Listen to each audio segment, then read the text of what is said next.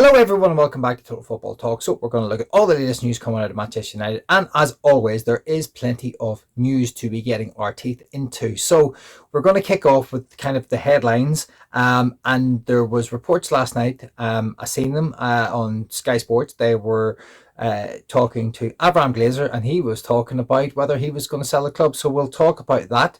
We'll also look at Kieran Maguire, who has just published the United kind of accounts for how we have accumulated all our debt. He's just published them, which is really interesting. Melissa Reddy has done a breakdown on United's debt, which is also very interesting, because we're going to have a quick look at the costs of how much Dan Ashworth's sort of hiring and firing has actually cost Manchester United. And we will look at how the club is actually still okay in terms of being compliant with FFP and PSR. And then finally, we will look a little bit at United's kind of financial breakdown. And there's also news coming out that Manchester United want Matheus Cunha from Wolves in terms of transfers. And yes, he's an excellent player, but are we going to get him? Yeah, we'll discuss that in a little bit. Okay, guys, thanks very much. This is your 10-minute little roundup. Sometimes I apologize if I go over. It's just like getting a little bit of a rant, but I'll try to keep it to 10 minutes.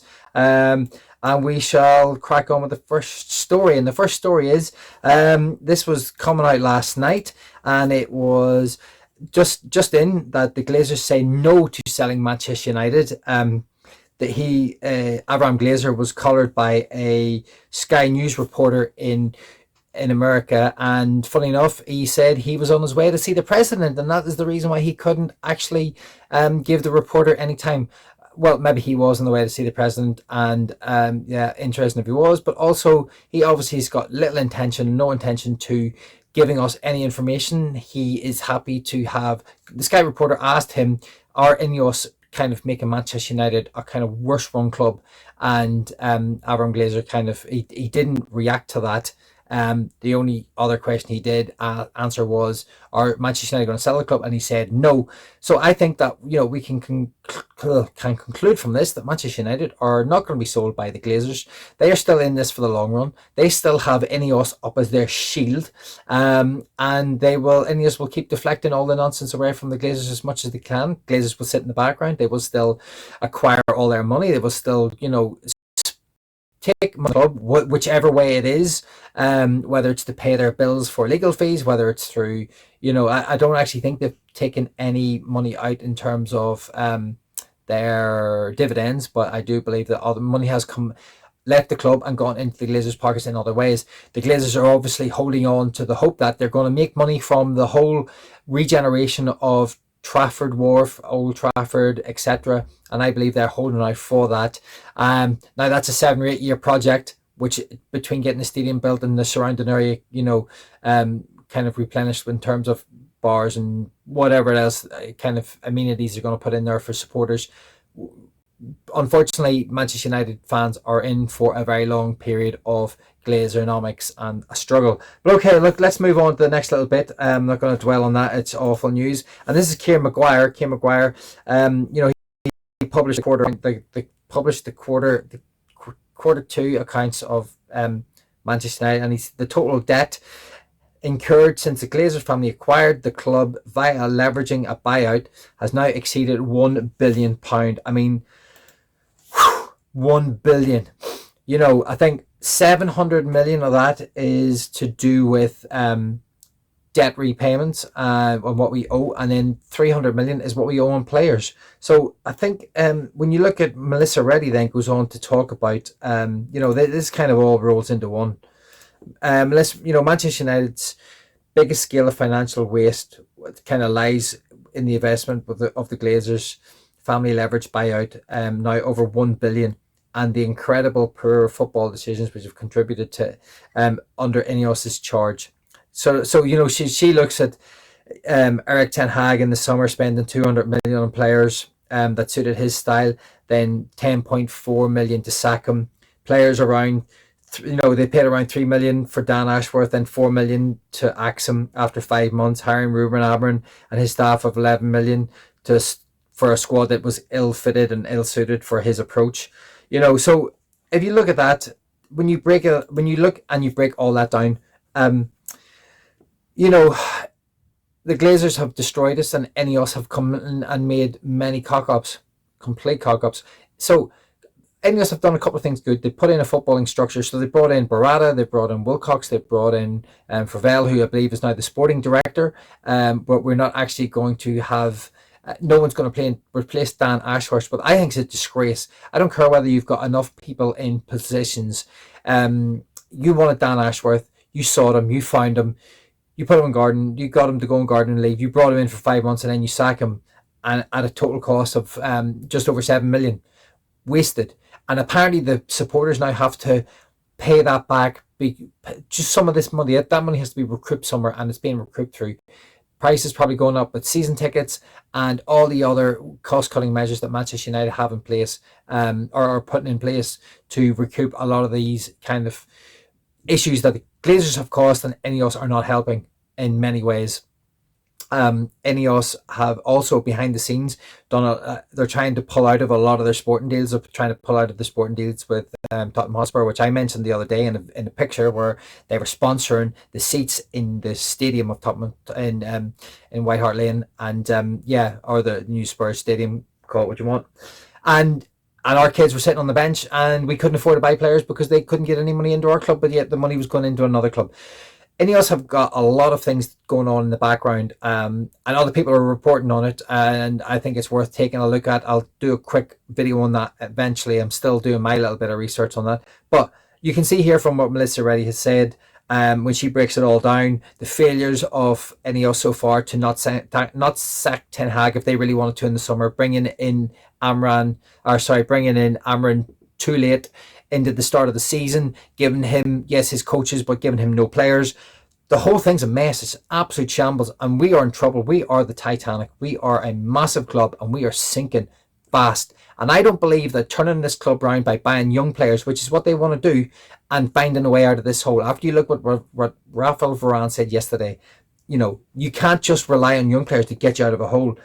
So this is just, yeah. So I was going to show this, but I'll quickly fire it up. Manchester United, 3 million they paid for Newcastle to Dan Ashworth, and they spent 4.1 million sacking him. That's just over 7 million in 5 months that Ineos have spent on that, on the whole Dan Ashworth thing. It's unbelievable. It's absolutely unbelievable. And yeah, as I said, they want to put ticket prices up to recoup some of this money.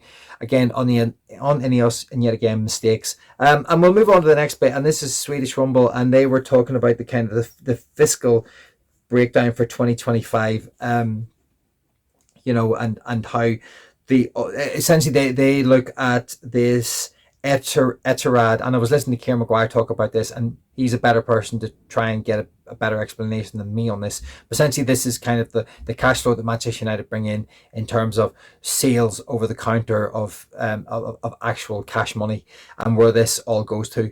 And this is kind of part of the reason why Manchester United are still sort of avoiding PSR and FFP issues, because this Manchester United still make a lot of money despite the fact that we are a failing business and we are a shambles on the football field. Okay, so I'm not going to dwell on that too much. We'll move on to the last little bit, which I don't actually have the caption for. But you can kind of gather there that there's obviously a lot of issues with Manchester United in the background. There's a lot of monetary problems.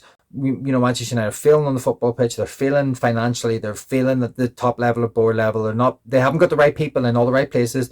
And I don't believe that this best in class is actually where we are at the minute. We seem to have some areas that are okay, where I'll give Ineos a little bit of credit.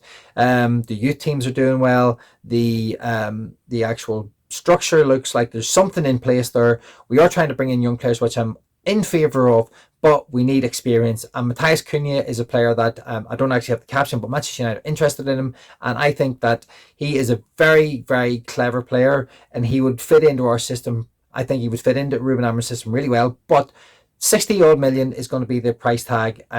If Wolves go down, maybe he's a bit cheaper. I think they'll stay up. I think they've got enough in their locker just to stay up. So that's going to mean he's going to be at least 60 million. And we're paying 60 million for him. We're going to, Quanda is looking like they want 60 million for him. And 60 million, 60 million, 60 million. We need to hope that that Rashford carries on playing well for Aston Villa. Did okay last night for Villa. It wasn't brilliant, but again, he did a good job. Anthony at Real Betis is another one, and we're going to have to hope that, and maybe there's the sell on. PSG are looking at Mason Greenwood to go from Marseille, and we get a sell on fee from that. So there is a way of potentially bringing money into the club, but I think I heard other content creators talking about this morning, that Manchester United can't do anything. Manchester United stopped the game against Liverpool for the Super League. But that was an entire set of supporters across many different clubs, revolting against that. I actually don't know what it's going to take for Manchester United to get the Glazers out. As the Avram Glazer said, he said, no, we are not selling. But I think there's only one way to do it, and I don't know whether the fan base can unite, and I'm certainly not the right person to kick this off, but I don't even know it's possible. You need to somehow empty the stadium. You need to stop buying the merchandise. You need to stop buying everything. And now, each to their own. I don't really buy much anymore. I don't go to the games. I haven't been to the game in a little while. Lots of different reasons, but I struggle to give these guys money because of what we're seeing on the football field. Is there a way that United can unite and find a way? You go back to Luther King. I'm going off on a rant now, and he had a dream. And he brought 250,000 people together with the "I had a dream" speech, not "I had a plan" speech. It wasn't about having a plan. It was about everyone had the same dream, and he brought a movement together. And maybe Manchester United need a dream to bring a movement together to get the Glazers out. And because people are saying that it's not possible, and maybe it's not possible, but maybe we need to have one last go at it. Maybe we need to have one last attempt to try and get these people out of our club that are destroying it. Because another 7 or 8 years of this model with Ineos in their own sporting entities, stripping back everything and stripping back Manchester United, while the Glazers are putting nothing in. Where is the money coming from? We're not going to be in Europe next season, bar a miracle in the Europa League or the FA Cup. So, which is possible, but where are we with all this? Absolute nightmare. Guys, I've rambled on enough. Thank you very much for listening. Thank you very much for any of the hardcore who've kind of stuck around to the end. Really, really appreciate it. Yesterday was a massive day for the channel. We had unbelievable viewing figures. Thank you very much for everyone who's tuned in. Really, really appreciate it. And I will see you tomorrow. Oh, hit a like and subscribe on the way out. Would really appreciate it. They've been flying up. Thank you very much, guys. And I'm out.